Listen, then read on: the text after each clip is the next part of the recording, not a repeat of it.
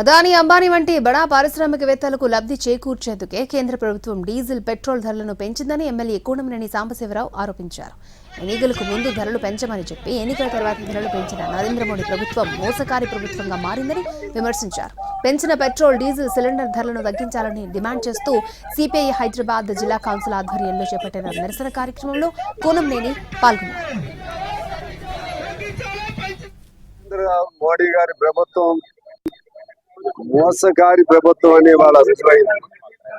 ఎలక్షన్ల ముందు ఒక మాట, ఎలక్షన్ తర్వాత ఇంకో మాట. ఎలక్షన్ల ముందు ధరలేం పెదగు, యుద్ధం జరిగినా సరే పెట్రోల్ డీజిల్ ధరలు పెంచవని చెప్పాడు ఆయన. ఎలక్షన్ అయిన వెంటనే కూడా అదానీ అంబానీ లాంటి కంపెనీలకు నష్టం వస్తుంది, వాళ్ళు నష్టం భరించలేరు కాబట్టి ఈ ధరలు పెంచాల్సిన పరిస్థితి వచ్చిందని చెప్పి ధరలు పెంచారు. ఈ పెంచిన ధరలకు భారం ఎవరి మీద పడుతుంది?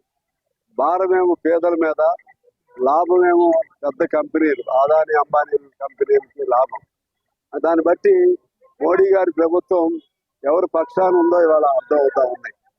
గెలుపు ఒక్కటే సార్థకత కాదు, గెలవచ్చు అనేక కారణాలతో, కానీ ప్రజల హృదయాలను మీరు గెలవలేదు.